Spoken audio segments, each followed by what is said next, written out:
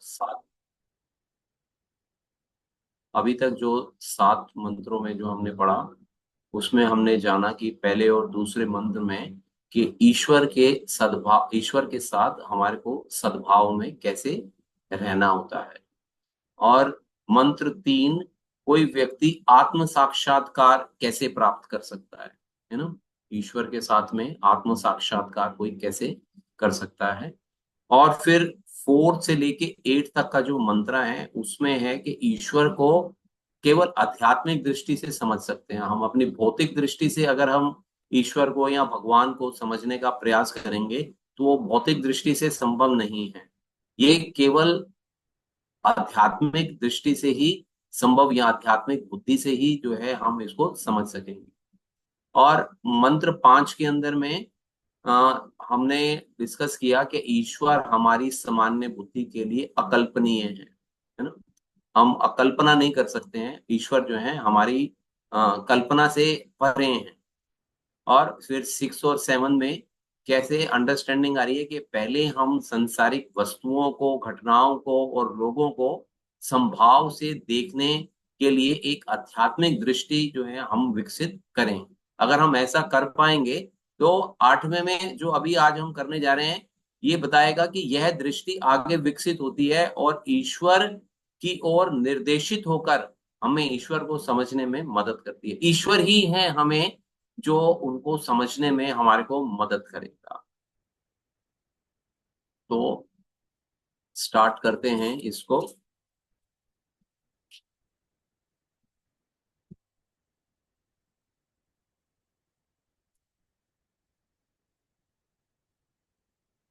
मंत्र 8। सपर्यागात शुक्रम अकायम अव्रणम अस्नाविरम शुद्धम अपाप विद्धम कवि मनीषी परिभू स्वयंभू यथा तथये अर्थान वयद्धात शश्व दीभ्य समाभ्य। तो इसको एक दफा हम सब लोग बोलेंगे साथ साथ में। सपर्यगात शुक्रम, बोलिए। सपर्यगात शुक्रम अकायम अव्रणम यम अग्रन अस्नाविरम शुद्धम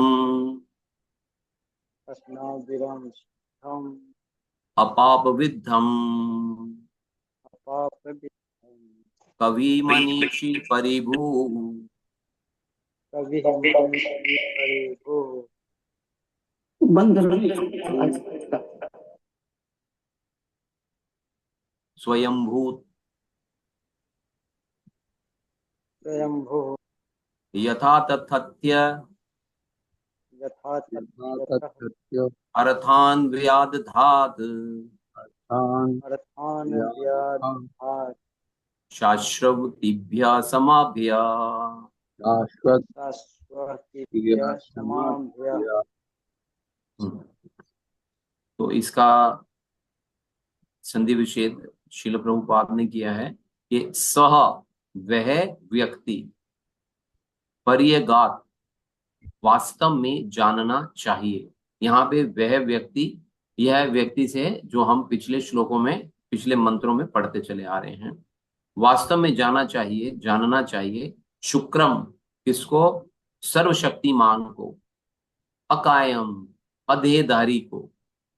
अव्रणम, अनिंद। अस्वा अस्नाविरम, नसों या शिराओं से जो रहित है। शुद्धम, पूतिरोधी। अपाप विद्धम, रोग निरोधी। कवि, सर्वज्ञ। मनीषी, दार्शनिक। परिभू, सबसे बड़ा। स्वयंभू, आत्मनिर्भर, आत्माराम। यथा तथत, यथा तथत यतः, के अनुसार। अर्थान, इच्छित। व्यदधात, पुरस्कार देता है। शश्वतिथ्य, तिभ्य, अनादि। समाभ्य, काल से। तो इसका अनुवाद श्री प्रभुपाद द्वारा शील प्रभुपाद की जय। शील प्रभुपाद इसका अनुवाद करते हुए बताते हैं कि ऐसे पुरुष को सही सही जानना चाहिए कि वे सबसे महान पूर्ण पुरुषोत्तम भगवान कौन है, जो अधेदारी, सर्वज्ञ, अनिध्य, शिराओं से विहीन, शुद्ध, अदूषित, आत्मनिर्भर दार्शनिक हैं और जो अनादि काल से हर एक की इच्छा पूर्ति कर रहे हैं।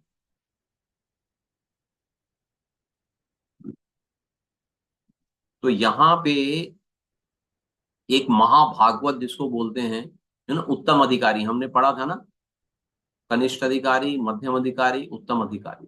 तो जो एक महाभागवत है या जो उत्तम अधिकारी है, वो परम सत्य को किस प्रकार से देखता है, ये बहुत इंपॉर्टेंट है कि हम परम सत्य को या भगवान को हम किस प्रकार से देखते हैं। यहाँ पे आप एक चीज नोट करेंगे कि यहाँ पे केवल भगवान के या ईश्वर के गुणों की यहाँ पे चर्चा की गई है, उनका नाम नहीं लिया गया।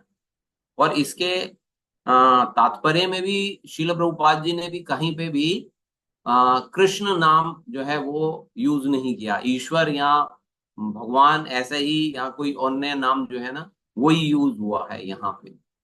और इसमें इस श्लोक के इस मंत्र के अंदर में दो शब्द जो हैं वो बहुत ही इंपॉर्टेंट हैं यहाँ पे। एक है अकायम, यहाँ पे जिसका अर्थ दे रखा है अधेधारी।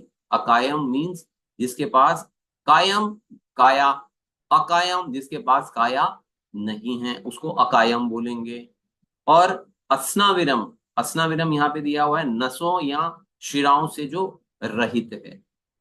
ठीक है, तो शुक्रम यहाँ पे अगर हम देखेंगे अकायम अधेधारी, तो यहाँ पे इंग्लिश में इसको लिखा हुआ है अनएम्बॉडेड।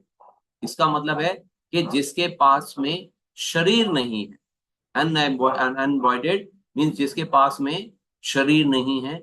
और अस्नाविरम विदाउट वेन्स, जो हमारे शरीर में जैसे नसें हैं वो वैसी नसें नहीं है। मीन्स भगवान को देह तो है पर वो बिना नसों के देह है।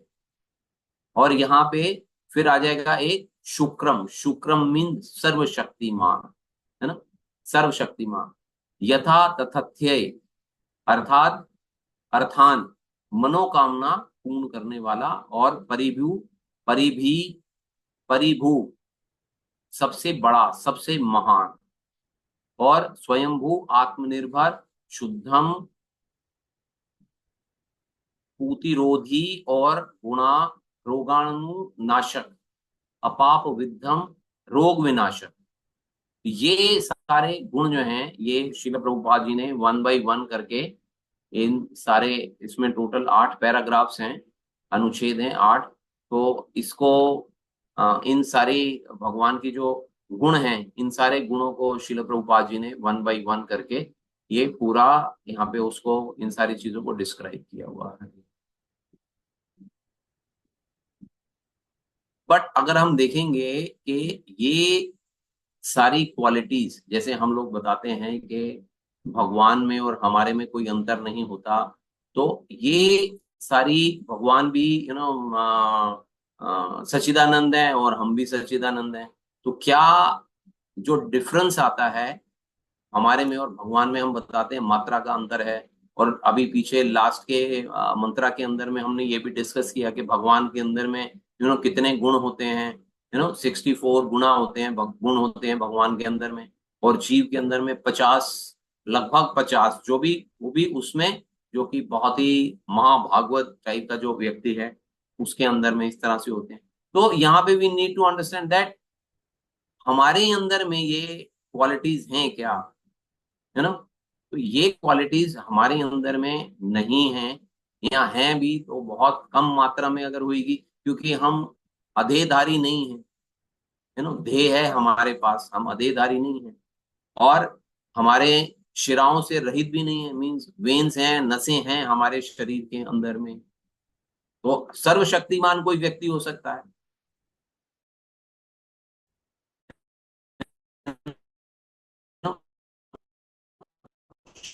शक्तिमान हो सकता है,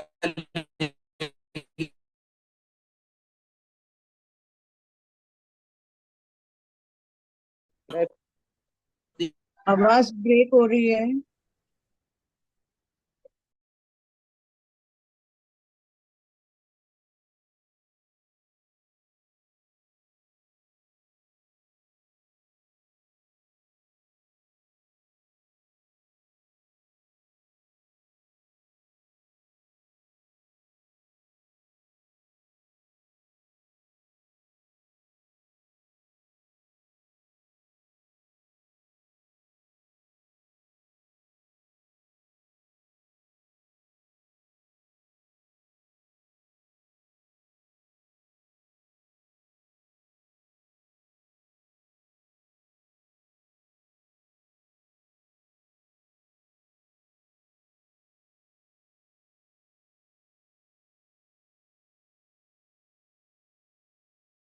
की वजह से थोड़ी।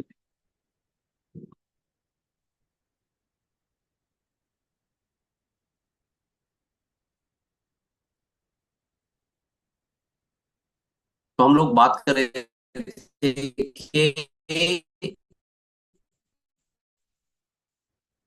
हम लोगों के अंदर में जो सर्वशक्तिमान नहीं है, शक्तिमान हो सकते हैं, सर्वशक्तिमान नहीं है, हम किसी की मनोकामनाएं नहीं पूर्ण कर सकते, और सबसे महान भी नहीं है हम लोग, और किसी को किसी के यू नो रोगाणु नाशक या रोग निवारक भी नहीं है हम लोग।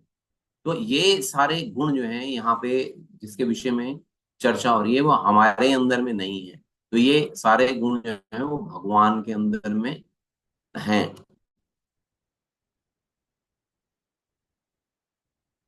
हम लोग भगवान को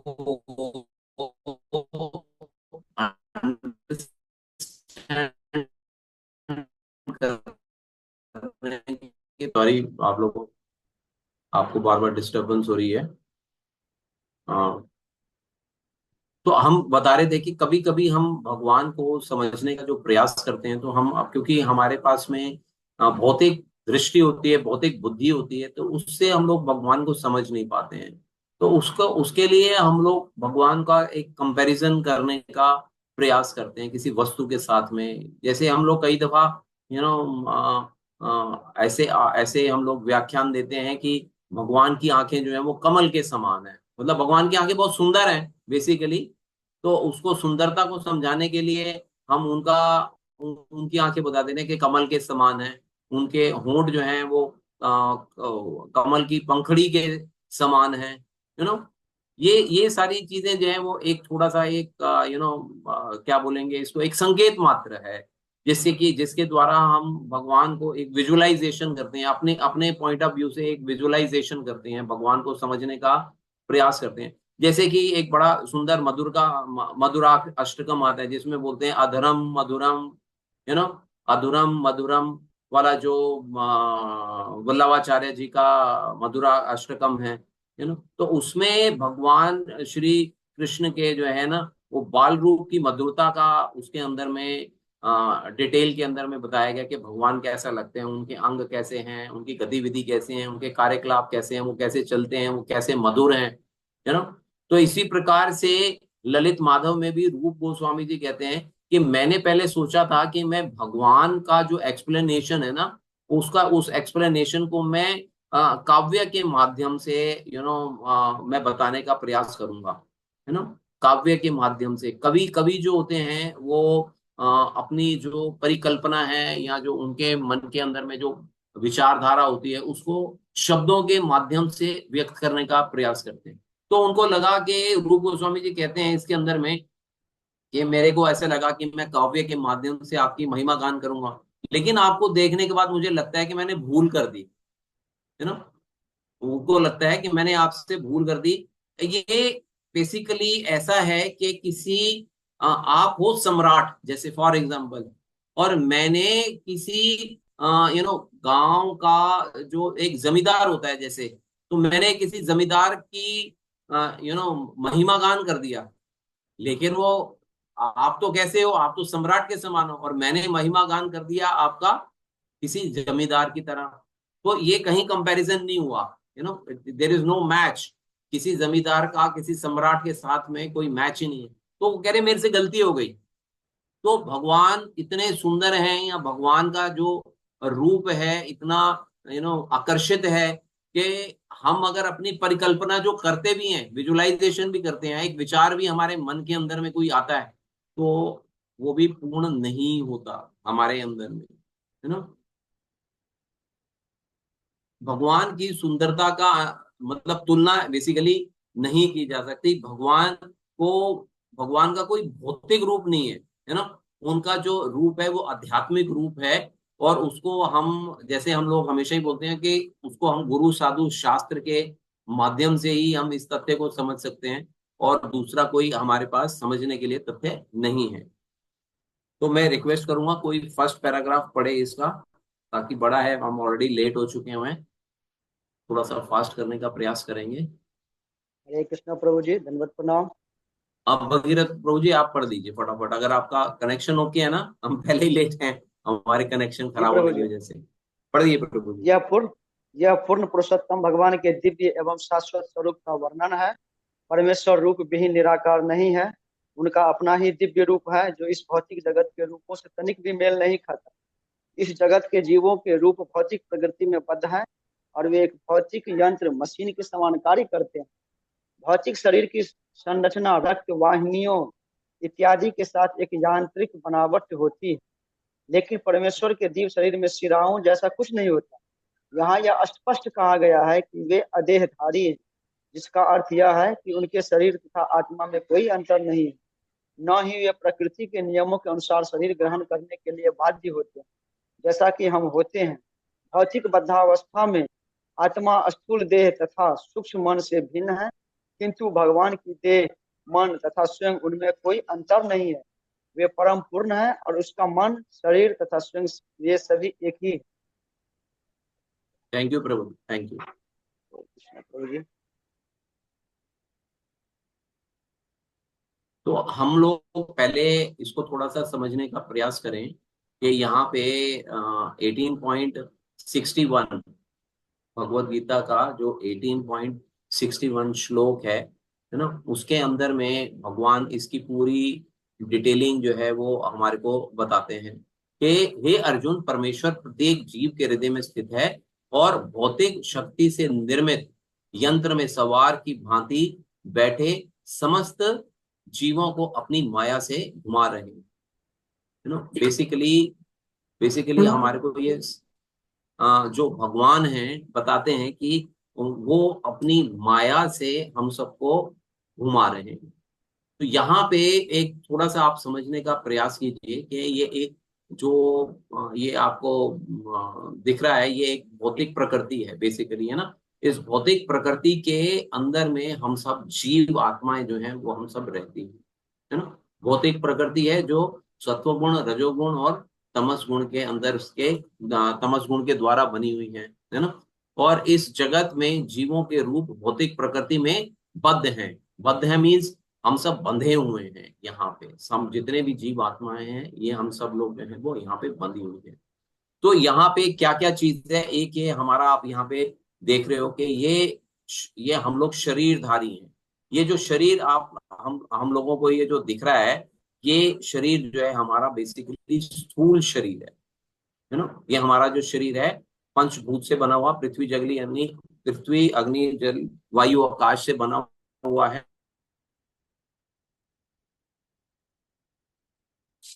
जागृत होती है जब आत्मा का इसके अंदर में वास होता है ना। इस शरीर के अंदर में जब आत्मा का वास होता है, तब ये शरीर एक्टिव होता है ना। और दूसरा क्या होता है, एक ये तो हो गया हमारा स्थूल शरीर। ये स्थूल शरीर एक्टिव होएगा जब इसमें आत्मा का वास होएगा। तो और आत्मा का भी एक शरीर रहता है जिसको कि हम सूक्ष्म शरीर बोलते हैं, है ना। जिसको कि हम लोग सूक्ष्म शरीर बोलते हैं। और ये क्या है, जीव का मन बुद्धि अहंकार। ये मन बुद्धि अहंकार, तो ये सब मिलके भौतिक प्रकृति के अंदर में हम सब लोग जीव जो हैं अपने कर्मों के अनुसार, गुणों के आधार पे अपने कर्मों के अनुसार और अपने गुणों के आधार पे हम शरीर जो है वो धारण करते रहते हैं। तो हमारे शरीर जो है वो यहाँ पे जैसे वर्ड आया है अकायम, है ना, अधेयधारी, है ना, अधेयधारी। तो हम लोग हमारे देह देह को हम धारण करते हैं तब इस शरीर के अंदर में जब आत्मा का वास हो जाता है, और उसके साथ साथ हमारा एक सूक्ष्म शरीर भी जो आ जाता है इसके साथ में, तो जीव जो है पूर्ण रूप से एक्टिव हो जाता है। ये बेसिकली डिटेलिंग है हमारी और आपकी जीव की। अब हम बात करते हैं भगवान की, है ना। भगवान की अगर हम बात करते हैं तो यहाँ पे जो भगवान है उनका रूप कैसा है, उनका रूप है दिव्य है ना, वो दिव्य है। यहाँ पे शब्द आया है अधेयधारी। तो अधेयधारी का क्या अर्थ हुआ, उनका शरीर और आत्मा में, जैसे यहाँ पे हमने देखा कि हमारा शरीर अलग है, हमारा ये जो शरीर है ये अलग है, आत्मा अलग है, सूक्ष्म सूक्ष्म शरीर हमारा मन बुद्धि अहंकार अलग है। लेकिन यहाँ पे अगर हम भगवान के विषय में बात करते हैं तो भगवान का शरीर व आत्मा उसमें कोई अंतर नहीं है ना। भगवान के शरीर में और आत्मा में कोई अंतर नहीं है। फिर अगर आप यहाँ पे देखेंगे तो जो हमारा शरीर है इसके अंदर में शिराएं हैं, वेन्स हैं, नसें हैं, आप महसूस करते हो, देखते हो, ये हमारे अंदर में ये सारी चीजें हैं। और भगवान का जो शरीर है यहाँ पे जो दिखाया गया, तो भगवान का शरीर, उनका आत्मा, उसमें कोई भी अंतर नहीं है ना। और वो क्या है, वो ये शिराओं से विहीन है, शिराएं नहीं है उनके अंदर में, है ना कोई। ये बेसिकली ये डिस्क्रिप्शन है या ये डिटेलिंग है भगवान के विषय में। और क्या है कि हम जैसे कर्मों के अनुसार हमारे को शरीर धारण करना पड़ता है, कभी स्त्री का शरीर धारण करना पड़ता है, कभी पुरुष का स्त्री शरीर धारण करना पड़ता है, या कोई अन्य शरीर 84 लाख योनियों में से कोई शरीर धारण करना पड़ता है। तो यहाँ पे भगवान जो है वो शरीर धारण करने के लिए बाध्य नहीं है ना। उनको कोई बाउंडेशन नहीं है कि हाँ जी आपको शरीर धारण करना ही पड़ेगा। भगवान जो है वो अपनी इच्छा के अनुसार कोई सा भी शरीर धारण कर सकते हैं, कैसा भी शरीर धारण कर सकते हैं। तो जैसे हमारा देह मन तथा स्वयं हमारे अंदर में अंतर रहता है, तो इसमें भगवान के देह में, मन में और स्वयं में कोई अंतर नहीं होता, ये एक सबसे बड़े, ये एक डिस्क्रिप्शन, ये एक बहुत बड़ा डिफरेंस है। और भगवान जैसे बता रहे हैं कि यहाँ पे सच्चिदानंद विग्रह है, भगवान जो है वो सच्चिदानंद विग्रह हैं, उनका दिव्य अस्तित्व है। हम आगे पढ़ेंगे अभी नेक्स्ट उसमें, उनका जो अस्तित्व है दिव्य अस्तित्व है, वे ज्ञान में है, आनंद में है। पृथक शरीर व उनको उनको पृथक शरीर और मन की आवश्यकता नहीं है। उनका जो कुछ भी है वो सब कुछ एक है, पूरा का पूरा जो सब कुछ है वो एक है। यहाँ पे शब्द आया है अस्नाविनम, ने नसों या शिराओं से रहित। तो भगवान को हम लोग कई दफा निराकार बोलते हैं। निराकार का अर्थ हुआ कि जिसके पास में कोई शरीर नहीं है। तो यहाँ पे ऐसा, यहाँ पे जो निराकार जो बोला जा रहा है या अदेहधारी बोला जा रहा है, वो बेसिकली हमारे शरीर के साथ में कंपैरिजन करके बोला जा रहा है ना। जैसे हमारा शरीर है, हमारी देह है, तो ऐसे भगवान का शरीर और भगवान की देह वैसी नहीं है ना। तो जब हमारा शरीर के अंदर में आत्मा आती है या आत्मा अवतरित होती है, तो शरीर जो है वो एक्टिव हो जाता है, एक्शन में आ जाता है। और जब शरीर में से आत्मा निकल जाती है तो शरीर जो है वो मृत हो जाता है, लेकिन मन बुद्धि अहंकार उसके अंदर में फिर भी रहता है। अच्छा, कई दफा आप हमने ऐसा देखता है ना कि जैसे भूत प्रेत होते हैं, तो उनके पास में शरीर नहीं है ना, आत्मा है। और जो सूक्ष्म शरीर है, मन बुद्धि अहंकार है, उसमें सूक्ष्म शरीर है, लेकिन क्या है कि उसके अंदर में जो स्थूल शरीर है वो नहीं है। इसीलिए उसको भूत बोलते हैं या प्रेत आत्माएं जो है ना, वो बोलते हैं कि मे बी उसने एक्सीडेंट में या आत्महत्या कर ली, तो अपना जो स्थूल शरीर है वो खो देता है, लेकिन सूक्ष्म शरीर फिर भी रहता है उसका। तो यहाँ पे इस चीज को समझना होगा कि भगवान के साथ में ऐसी कोई एक्टिविटी नहीं होती है। तो भगवान प्रकृति के गुणों से जो है वो अलग है एकदम। जो परम सत्य है वो कभी भी मृत नहीं होता, है ना। परम सत्य सदैव, परम सत्य का सदैव एक सा शरीर रहता है। वो रूप अलग अलग ले सकता है, लेकिन परम सत्य का जो शरीर है वो एक है। भगवान का शरीर जो है ना वो पारलौकिक है ना, आध्यात्मिक है, चैतन्य है, चिन्मय है, जिसको कि हम लोग बोल सकते हैं, है ना। तो भगवान किसी भी रूप में मृत नहीं होते हैं, जबकि भगवान को हमारे जैसा शरीर नहीं है। भगवान को शरीर है, लेकिन वो हमारे जैसा शरीर नहीं है। तो भगवान जो है वो शाश्वत है, उनका स्वरूप जो है वो शाश्वत है। उनके पास बिना नसों का, हमारे पास जैसे नसों वाला शरीर होता है, उनके पास बिना नसों का एक विशेष प्रकार का शरीर जो है ना वो है। इसको हम लोग इस प्रकार से समझ सकते हैं।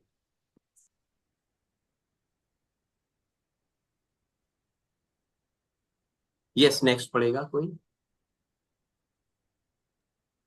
ब्रह्म संहिता 5.1 में परमेश्वर का ऐसा ही वर्णन मिलता है। उसमें उन्हें सच्चिदानंद विग्रह कहा गया है, जिसका अर्थ है कि वे दिव्य अस्तित्व, ज्ञान तथा आनंद का पूर्ण प्रतिनिधित्व करने वाले शाश्वत स्वरूप हैं। अतः उन्हें पृथक शरीर अथवा मन की आवश्यकता नहीं होती, जैसे हमें भौतिक अस्तित्व में होती है। वैदिक ग्रंथों में स्पष्ट कथन है कि भगवान का दिव्य शरीर हमारे शरीर से सर्वार्थ सर्वत्र भिन्न होता है, इसलिए उन्हें कभी कभी निराकर कहा जाता है। इसका अर्थ है यह है कि उनका स्वरूप हमारे समान नहीं होता और वे ऐसे रूप से विहीन हैं जिसकी हम कल्पना कर सके। ब्रह्म संहिता 5.32 में आगे यह भी कहा गया है कि भगवान अपने शरीर के किसी भी अंग से दूसरी इंद्रियां दूसरी इंद्रियां भी कर सकते हैं। इसका अर्थ यह हुआ कि वे अपने हाथों से चल सकते हैं, अपने पांव से वस्तुएं पकड़ सकते हैं, अपने हाथों तथा पैरों से देख सकते हैं, अपनी आंखों से खा सकते हैं, इत्यादि इत्यादि। श्रुति मंत्रों में यह भी कहा गया है कि यद्यपि भगवान को हमारे जैसे हाथ पांव नहीं होते, किंतु उनके भिन्न प्रकार के हाथ एवं पैर होते हैं, जिनसे वे हमारे द्वारा अर्पित हर वस्तु ग्रहण कर सकते हैं और किसी भी अपेक्षा अधिक तेज दौड़ सकते हैं। इस 8वें मंत्र में इन सारे तथ्यों की सुक्रम सर्वशक्तिमान जैसे शब्द के उपयोग से पुष्टि होती है। ठीक है प्रभु जी, थैंक यू। देखिए, अब यहाँ पे भगवान को सच्चिदानंद, सबसे पहले क्या बताया कि भगवान जो है वो सच्चिदानंद विग्रह है। वो हमने यहाँ पे अभी समझ लिया कि भगवान जो है वो सच्चिदानंद विग्रह है। उनका अस्तित्व जो है वो दिव्य अस्तित्व है, वो ज्ञान में है, आनंद में है, और उनका शरीर व मन जो है वो एक ही है, वो अलग अलग नहीं है। पृथक पृथक करने की उनको आवश्यकता नहीं है। तो कई दफा भगवान को जैसे निराकार बोला जाता है, तो निराकार का यहाँ पे जो निराकार का अर्थ आया वो ये आया कि निराकार मीन हमारे जैसा आकार नहीं है भगवान का। भगवान का आकार तो है, लेकिन वो हमारे जैसा आकार नहीं है। और यहाँ पे क्या बता रहा है कि भगवान जो है, जैसे हम अपने हाथ से केवल हाथ का ही काम कर सकते हैं, अपनी आंखों से हम केवल देख सकते हैं, अपने मुख से हम केवल बोल सकते हैं, पैरों से हम केवल चल सकते हैं। ये हमारे लिए जो हमारा शरीर है, इसमें जो एक्टिविटीज हैं, इन अंगों की जो एक्टिविटीज हैं वो स्पेसिफाइड है हमारे लिए। जीवों के लिए ये सारी की सारी एक्टिविटीज जो है वो स्पेसिफाइड है। वेरेज अगर हम भगवान की बात करते हैं तो भगवान अपनी आंखों से प्रसाद, जैसे जैसे कि हम लोग भगवान को भोग अर्पित करते हैं, भगवान को भोग अर्पित करते हैं, तो भगवान अपनी आंखों से उस भोग को एक्सेप्ट कर लेते हैं, उसको पा लेते हैं। तो यहाँ पे भगवान जो है वो अपने किसी भी अंग से कोई भी कार्य कर सकते हैं। तो ये एक डिफरेंस है भगवान के और हमारे में बहुत बड़ा, कि जैसे मैं चलता हूं तो अपने पैरों से चलता हूं, तो भगवान अपने सिर से भी चल सकते हैं, भगवान अपने हाथों से भी चल सकते हैं, भगवान अपने पेट के द्वारा भी चल सकते हैं, भगवान अपने बैक पोर्शन के द्वारा भी चल सकते हैं, है ना।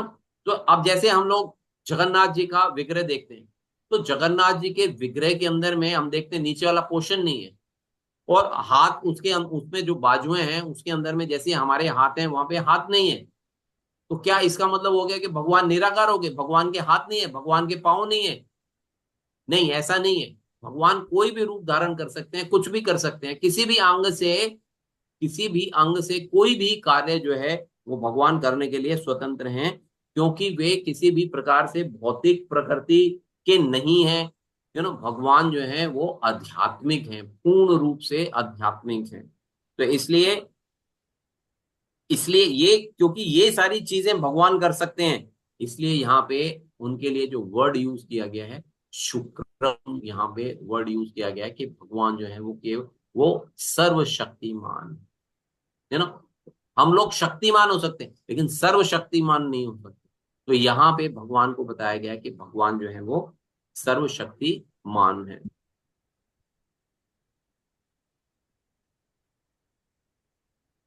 यस, नेक्स्ट पढ़ेंगे।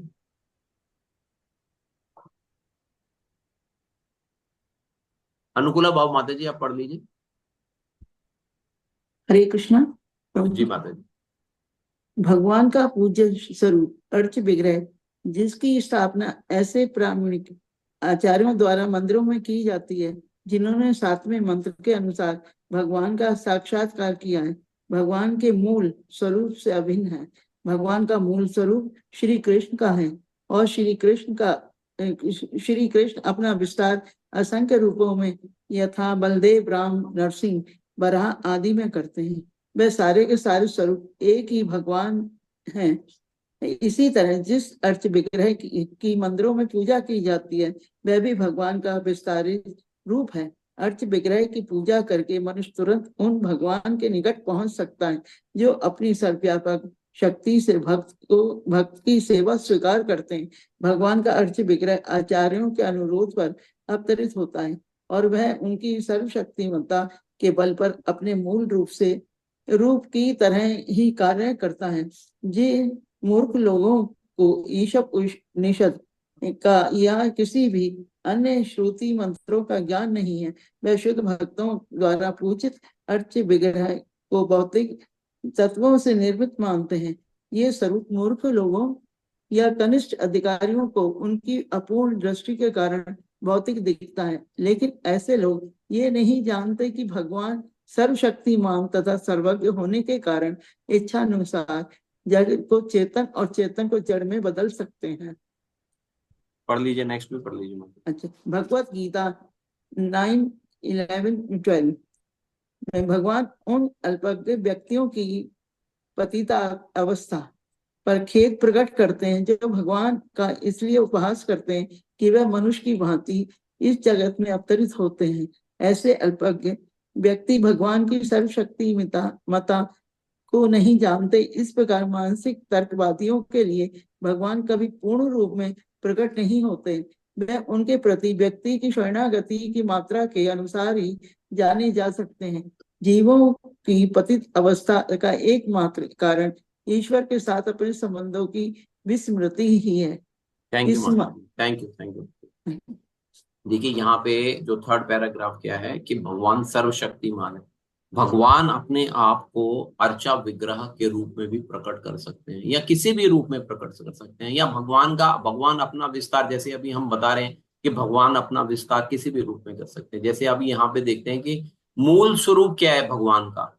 मूल स्वरूप है श्री कृष्ण, है ना। भगवान श्री कृष्ण दो हाथों वाले द्विभुज, जिसको कि हम बोलते हैं, जिसको हमने भगवत गीता में भी पढ़ा था ना, जब अर्जुन जो है भगवान को अपना रूप दिखाने के लिए बोलता है, विराट रूप दिखाने के लिए बोलता है, भगवान अपना विराट रूप दिखाते हैं, फिर भगवान को बोलता है कि मेरे को चतुर्भुज रूप दिखाओ, फिर भगवान को बोलता है अपना द्विभुज रूप दिखाओ। तो भगवान उसमें बताते हैं भगवत गीता के अंदर में कि ये मेरा मूल रूप है।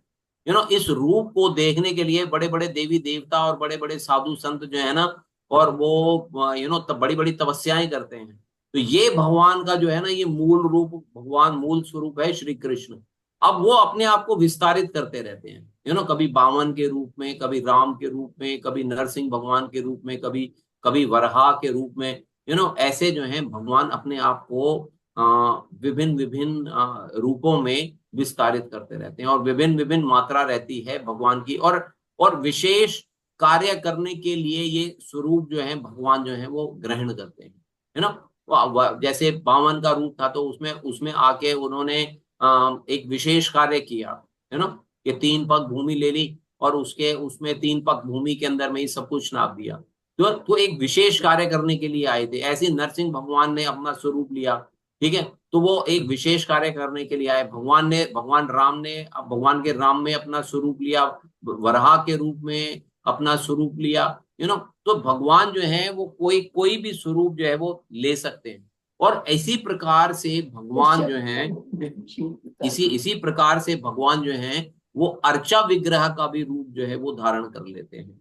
अर्चा विग्रह का रूप जो है वो किस वजह से धारण करते हैं, या अर्चा विग्रह क्या है? अर्चा विग्रह के जिसमें कि भगवान के जो भक्त हैं वो भगवान की स्वरूप का, जैसे जैसे कि कोई मूर्ति है, जैसे पत्थर की मूर्ति बनती है, काठ की मूर्ति बनती है, पंच धातु की, अष्ट धातु की मूर्ति बनती है, मिट्टी मिट्टी से भगवान का स्वरूप जो है या भगवान की एक विग्रह या प्रतिमा जिसको कि हम लोग बोलते हैं वो तैयार की जाती है।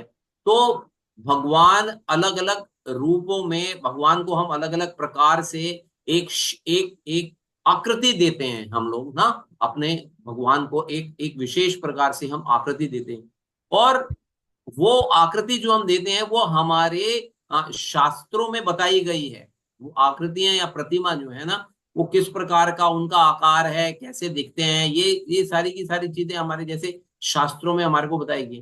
तो उसमें क्या होता है कि जो हमारे महाभागवत काइंड के जो भक्त होते हैं, वो भगवान से प्रार्थना करते हैं, और वो भगवान जब जो है भगवान से प्रार्थना करके अर्चा विग्रह की प्राण प्रतिष्ठा की जाती है ना, प्राण प्रतिष्ठा द्वारा भगवान को अवतरित करते हैं उसमें। तो भगवान जो है उस सर्वशक्ति मता के बल पर अपने मूल रूप में जैसे कार्य करते हैं, तो अर्चा विग्रह में भी भगवान जो है उसी प्रकार से कार्य करते हैं।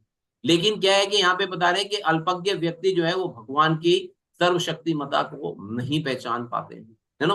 अल्पज्ञ जो है वो भगवान को सोचते हैं कि नहीं, ये तो संभव नहीं है, ये भगवान कैसे हो सकते हैं, तो मूर्ति है, मूर्ति के अंदर में कैसे रेसिप्रोकेट करेगी। लेकिन जो महाभागवत है उसको मालूम है कि मूर्ति भी जो है, ये प्रतिमा भी जो है, ये अर्चा विग्रह भी है, ये रेसिप्रोकेट करता है। जो हम इसके साथ में कोई अगर संबंध रखते हैं तो वो संबंध के साथ में हमारे को अपनी रेसिप्रोकेशन करता है, और हमारे को अवसर प्रदान करते हैं बेसिकली भगवान के, हम लोग अर्चा विग्रह के द्वारा भगवान की सेवा कर सकें। क्योंकि हम भगवान की डायरेक्ट रूप में सेवा नहीं कर सकते, तो भगवान हमारे से अर्चा विग्रह के रूप में करते हैं हमारे को। ये हमने पहले भी डिस्कस किया था, ठीक है ना। तो ये अर्चा विग्रह जो है ये भगवान का जो है वो बेसिकली विस्तारित रूप है। जैसे कि यहाँ पे हम लोगों ने बताया कि ये सारे रूप जो है ना ये भगवान के विस्तारित रूप है, तो ऐसे ही इस प्रकार से अर्चा विग्रह जो है ना ये भी भगवान का विस्तारित रूप है।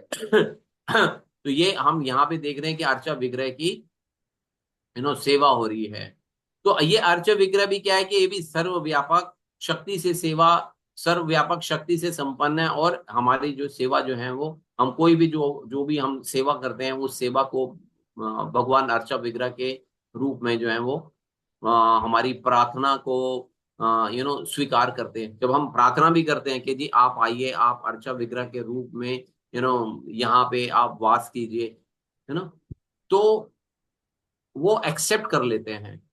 तो अब कोई बोले कि जैसे मैंने अभी एग्जांपल दिया भगवान जगन्नाथ का, तो भगवान जगन्नाथ कैसे एक्सेप्ट करेंगे, ये तो छोटे से हैं वो तो भगवान जगन्नाथ जी भी हैं, वो भी एक्सेप्ट करते हैं, है ना। उनके हाथ नहीं है लेकिन वो फिर भी प्रसाद एक्सेप्ट करते हैं। सबसे ज्यादा भोग ही उनको लगता है, भगवान को 56 भोग लगते हैं, है ना, तो उन्हीं को ही लगते हैं सबसे ज्यादा। तो हम ऐसा सोचें, अब कोई किसी के मन में विचार आ सकता है कि जैसे प्रभु जी शालीग्राम है उसका कैसे करेंगे, शालीग्राम का तो कोई हाथ पैर ही नहीं होता, कोई कुछ भी नहीं होता। यहाँ चलो जगन्नाथ जी का कुछ तो दिखता है हमारे को, शालीग्राम का तो हमारे को कुछ नहीं दिखता, तो इसका मतलब शालीग्राम जी के हाथ पैर आंख नाक कुछ नहीं है क्या, तो हम क्या उनकी सेवा करेंगे। तो हम देखते हैं कि शालीग्राम जी की भी बड़े प्यार से भगवान जो भक्त लोग होते हैं वो सेवा करते हैं। तो शालीग्राम एक भगवान का ये भी एक विस्तारित रूप है ना। उसके अंदर में सिर्फ हमारे को शिला दिखती है और कुछ नहीं दिखता, केवल शिला दिखती है और कुछ भी नहीं दिखता। तो वैसा नहीं है कि उसके अंदर में शक्ति नहीं है, क्योंकि यहाँ पे सिर्फ इसी बात की चर्चा कॉन्टिन्यूसली चल रही है कि भगवान जो है वो सर्वशक्तिमान है, ही कैन डू एनीथिंग, विच हम लोग जिसकी जो हमारे विचार में भी नहीं आ सकता, जो हमारे कभी ख्याल में भी नहीं आ सकता, वो भगवान के साथ में संभव हो सकता है। वो सारी चीजें जो है भगवान के साथ में संभव हो सकती है। तो यहाँ पे भगवान की सर्वशक्ति मता को विस्तारित रूप से यहाँ पे बताया श्रील प्रभुपाद जी ने। यस, नेक्स्ट पढ़ लेंगे। अब यहाँ पे ये भी बताया कि जो अल्पज्ञ हैं, जो लोग भगवान को नहीं समझ पाते हैं, वो उनको लगता है कि ये सारी चीजें कैसे संभव हो पाएंगी। तो भगवान जो है यहाँ पे प्रभुपाद श्रील प्रभुपाद जी ने एग्जाम्पल दिया यहाँ पे कि 9.11 और 9.12 का। तो भगवान कहते हैं कि 9.11 और 12 में भगवत गीता में कि जब मैं मनुष्य रूप में अवतरित होता हूं तो मूर्ख मेरा उपहास करते हैं, वे मुझ परमेश्वर के दिव्य स्वभाव को नहीं समझ पाते। जब भगवान जो है महाभारत के युद्ध में जब एक शांति संदेश जब लेके जाते हैं, जब शांति संदेश लेके जाते हैं, तो दुर्योधन उस समय उनके साथ में लड़ पड़ता है, भगवान के साथ में लड़ पड़ता है। वो पहचान नहीं पा रहा है उनको उनको नहीं पहचान पा रहा है और उनको पकड़ने का प्रयास करता है। तो भगवान वहां पे अपना विराट रूप दिखाते हैं, वहां पे भी भगवान एक अपना विराट रूप दिखाते हैं। तो वहां पे भी यहाँ पे बता रहे हैं कि ये लोग, जब मैं मनुष्य रूप में आता हूं तो लोग मेरा उपहास करते हैं, मुझे समझ नहीं पाते हैं लोग। फिर 9.12 में क्या कहते हैं, जो लोग इस प्रकार मोहग्रस्त होते हैं वे आसुरी तथा नास्तिक विचारों के प्रति आकृष्ट रहते हैं। इस मोहग्रस्त अवस्था में उनकी मुक्ति आशा, उनके सकाम कर्म तथा ज्ञान का अनुशीलन सभी निष्फल हो जाते हैं। वो भगवान को समझ ही नहीं पाते हैं यहाँ पे। यस, नेक्स्ट पढ़िएगा। हरे कृष्णा प्रभु जी। हाँ जी माता जी, पढ़िए। इस मंत्र में तथा अनेक इस मंत्र में तथा अन्य इस मंत्र में तथा अन्य अनेक वैदिक मंत्रों में यह स्पष्ट कहा गया है कि भगवान अनादि काल से जीवों की सारी वस्तुएं प्रदान करते रहे। जीवों को जीव जो वस्तु चाहता है, भगवान उस जीव के योग्यता के अनुपात से उसे प्रदान करते हैं। यदि कोई मनुष्य उच्च न्यायालय का न्यायाधीश बनना चाहता है, तो उसे न केवल आवश्यक योग्यताएं अर्जित करनी होगी, अपितु उसे उस अधिकारी की सहमति भी प्राप्त करनी होगी जो उच्च न्यायालय के न्यायाधीश की पदवी प्रदान करता है। पद की प्राप्ति के लिए मात्र योग्यताएं ही पर्याप्त नहीं होगी, यह पद किसी श्रेष्ठ अधिकारी द्वारा प्रदान किया जाना चाहिए। इसी प्रकार भगवान जीवों को अनेक योग्यताओं के अनुसार भोग प्रदान करते हैं, किंतु मात्र योग्यताएं ही पुरस्कार पाने के लिए पर्याप्त नहीं होगी। भगवान की कृपा की भी आवश्यकता होती है। सामान्यतः जीव यह नहीं जानता कि भगवान से क्या मांगा जाए, उनसे किस पद के लिए याचना की जाए, किंतु जब जीव को अपनी वैधानिक स्थिति का पता चल जाता है, तो यह याचना करता है कि उसे भगवान की अपनी दिव्य संगति के लिए स्वीकार करे, जिससे वह उसकी दिव्य प्रेममयी सेवा कर सके। दुर्भाग्यवश सारे जीव भौतिक प्रकृति के वशीभूत होकर अनेक अन्य वस्तुएं मांगते हैं। उनकी इस मनोवृत्ति का वर्णन भगवत गीता 2.41 में विथरी या विभक्त बुद्धि के रूप में किया गया है। आध्यात्मिक बुद्धि एक है, लेकिन दुनियावी बुद्धि विविध प्रकार की है। श्रीमद् भागवतम 7.5.30 से 31 में कहा गया है कि जो लोग बहिरंगा शक्ति के क्षणिक सौंदर्य से मोहित हो जाते हैं, वे जीवन के असली उद्देश्य को भूल जाते हैं, जो कि भगवत धाम वापस जाना होता है। इसे भूलकर मनुष्य अनेक योजनाओं तथा कार्यक्रमों द्वारा संतुलन लाना चाहता है, लेकिन यह जो चबाए हुए को फिर से चबाए की भांति है। फिर भी भगवान इतने कृपालु है कि वे भुलक्कड़ जीव को बिना किसी अवरोध के किसी तरह आगे चलने देते हैं। अतः ईश्वर उपनिषद में यह मंत्र अत्यंत उचित शब्द यथार्थ सत्यता का उपयोग करता है, जिससे यह सूचित होता है कि भगवान जीवों को उनकी इच्छाओं के अनुसार पुरस्कृत करते हैं। यदि कोई जीव नरक जाना चाहता है, तो भगवान बिना रोके टोके उसे ऐसा करने देते हैं। और यदि वह घर वापस जाना चाहते हैं अर्थात भगवत धाम वापस जाना चाहता है तो वे उसकी सहायता करते हैं। थैंक यू दूसरी माता भी जी, पढ़ लो। नहीं थैंक यू माता जी, थैंक यू माता जी। अब यहाँ पे बताया जा रहा है कि भगवान जो है अनादि काल से, भगवान जो है अनादि काल से सारे जीवों को सारी वस्तुएं प्रदान करते हैं। तो हमारे को जो जीवन के अंदर में जो कुछ भी प्रदान होता है या जो कुछ भी हम प्राप्त करते हैं वो किस बेसिस पे होता है, उसका बेस क्या रहता है? हमारे को जो कुछ भी प्राप्त होता है, दो ही चीजें होती हैं हमारे पास में। या तो एक हमारा भाग्य, भाग्य के द्वारा हम लोग कोई चीज प्राप्त कर सकते हैं कि हाँ जी मेरे भाग्य में था, या हम कोई कर्म करते हैं, है ना, कोई हम कर्म करते हैं और हम कर्म के द्वारा किसी वस्तु को प्राप्त करने का प्रयास करते हैं। कोई अगर व्यक्ति बोले कि मैं केवल अपने कर्म के आधार पे, मैं कोई भी वस्तु जो है मैं प्राप्त कर सकता हूँ, कुछ भी मैं प्राप्त कर सकता हूं मैं, लेकिन अपने अपने कर्म के आधार पर। I am a self made person, जैसे ऐसा बहुत दफा बोलने को मिलता है, आपको सुनने को मिला होगा कि I am a self made person. मैंने ही अपने आप, मैंने जो कुछ भी करा है मैंने करा है अपने जीवन के अंदर में, मेरे को किसी से कोई चीज मिली नहीं है ना। एक तो इस प्रकार के व्यक्ति होते हैं, ठीक है। दूसरे हो गए जो अपने भाग्य पर निर्भर बैठे हुए हैं, हाँ जी मेरे भाग्य में होएगा तो मिल जाएगा, नहीं होएगा तो नहीं मिलेगा, कोई बात नहीं।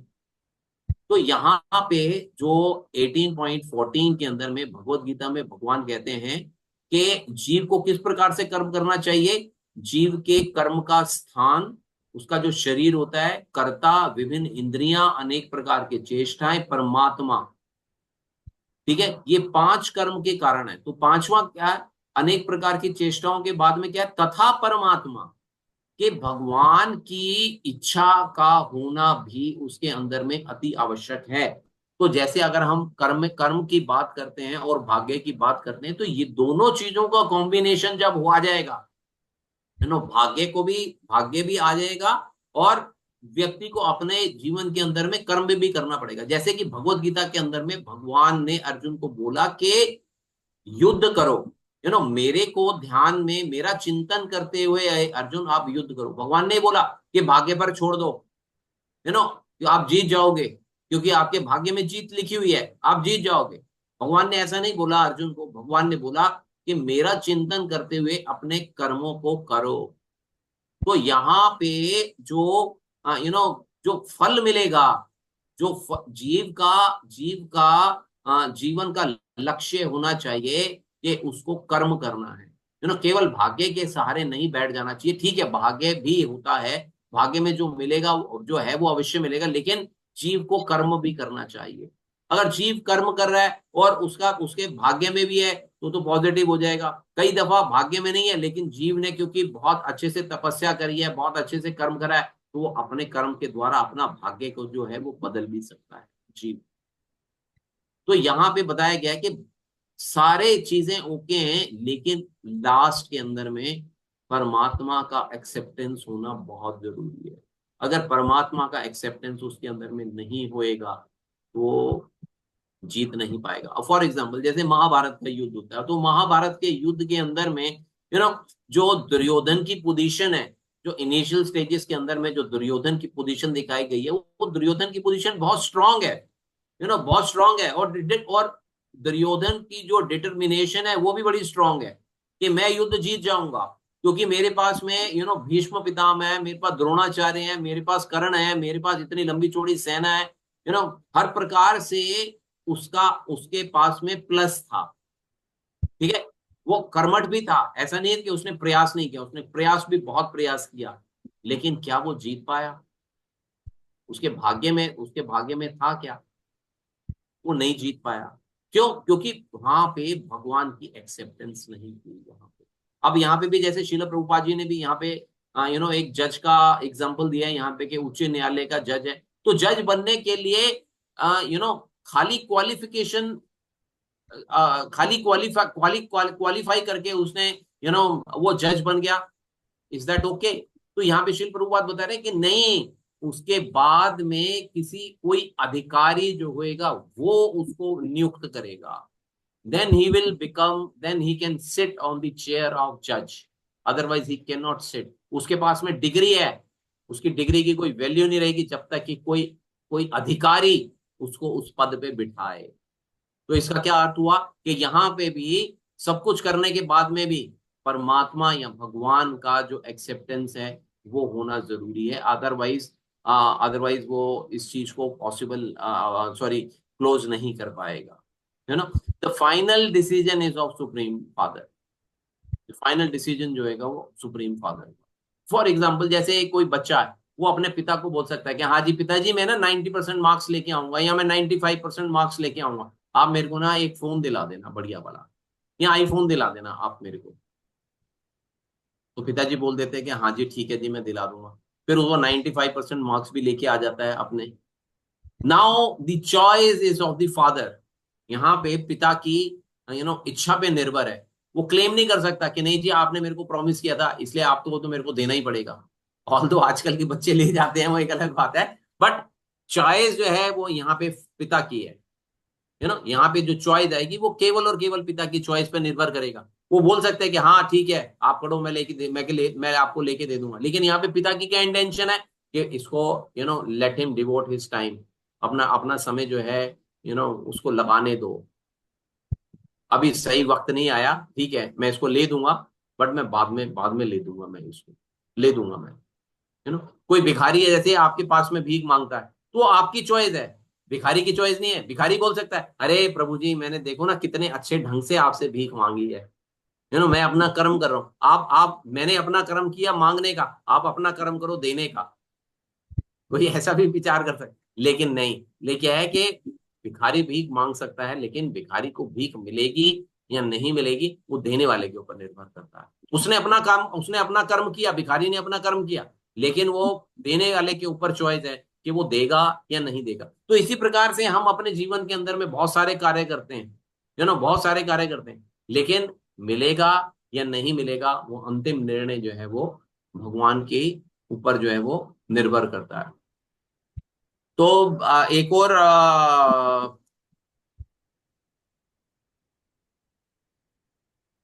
हम लोग हम लोग जैसे अभी जन्माष्टमी की डोनेशन के लिए जाते हैं, है ना, हम बहुत सिंसियर होके जाते हैं, यहाँ से सोच समझ के जाते हैं। यहाँ पे हम जाने से पहले समझाते भी हैं सबको कि किस भाव से जाना है, सब लोग उसी भाव से जाते हैं। 100 लोगों के पास में जाते हैं, कितने लोगों से डोनेशन मिलता है, सबसे तो नहीं मिल पाता। तो इसको हम कैसे समझेंगे। तो ये लास्ट डिसीजन जो होता है वो भगवान का या परमात्मा का होता है। और यहाँ पे क्या बता रहे हैं कि भगवान जो है अनादि काल से जीवों की मनोकामनाएं पूर्ण कर रहे हैं। तो हमारी मनोकामनाएं भगवान पूर्ण करते हैं, हम किसी की मनोकामना नहीं पूर्ण कर पाते, है ना। हम किसी की मनोकामना नहीं पूर्ण कर, किसी की कर भी पाएंगे तो बहुत छोटे लेवल पे कर पाएंगे, बहुत छोटे लेवल पे कर पाएंगे। और फिर क्या बता रहे हैं कि भगवान जीवों को उनकी योग्यता के अनुसार भोग प्रदान करते हैं, है ना। भगवान भगवत गीता में भी बोलते हैं कि जिस भाव से कोई मेरी शरण में आता है मैं उस भाव से उसको एक्सेप्ट करता हूं, या मैं उसको रेसिप्रोकेट करता हूं, या मैं उसको चीजें जो है मैं वो देता हूं। भगवान ने बिल्कुल क्लियर कट बोला है भगवत गीता के अंदर में इस चीज को। अब यहाँ पे क्या बता रहे हैं पैरा 6 के अंदर में, सामान्य जीव को नहीं मालूम कि भगवान से क्या मांगना चाहिए और क्या नहीं मांगना चाहिए। हम लोग भगवान के पास में जाते हैं, भगवान के पास में हम लोग जाके क्या मांगते हैं, अपनी जो बेसिक डिजायर्स होती हैं, हम खाना पीना ये वो गाड़ी बंगला, बस अब इसी प्रकार की बेसिकली हम लोग भौतिक चीजें मांगते हैं। हम लोग क्या मांगते हैं, हम लोग भौतिक चीजें मांगते हैं। तो हमारे को भगवान से एक्चुअल में मांगना क्या चाहिए हमारे को ये भी नहीं मालूम है ढंग से, हमारे को मालूम ही नहीं है भगवान से ढंग से मांगना चाहिए।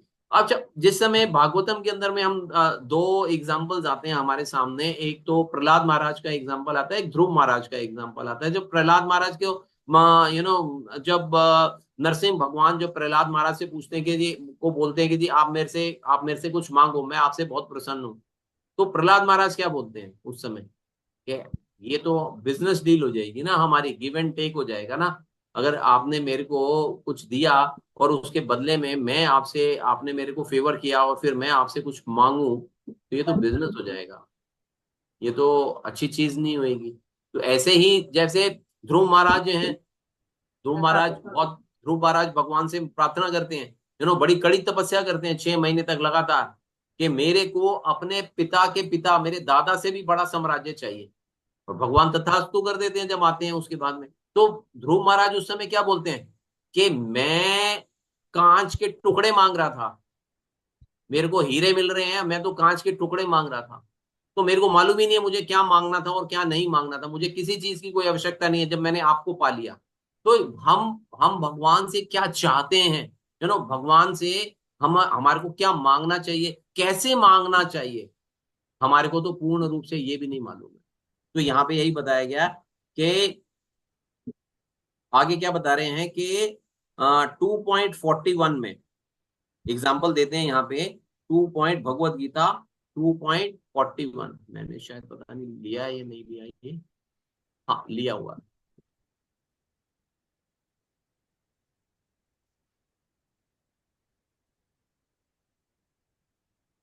2.41 में भी यहाँ पे एग्जाम्पल आता है। तो यहाँ पे भी बताया है कि जीव की जो बुद्धि होती है वो विभिन्न शाखाओं में बटी हुई है, बहुत सारी डिजायर्स हैं हमारे को, हमारी हमारी हम बिखरे पड़े हुए हैं एक्चुअली, हमारे को मालूम ही नहीं है कि हमारे को क्या मांगना चाहिए और क्या नहीं मांगना चाहिए। तो यहाँ पे ऐसे ही प्रहलाद महाराज भी बोलते हैं कि जो चबा लिया हम उसी को ही बार बार चबाते चले जाते, हमारे को मालूम नहीं चलता कि हमारे को क्या करना है क्या नहीं करना। फिर आगे क्या बता रहे हैं, श्रीमद् भागवत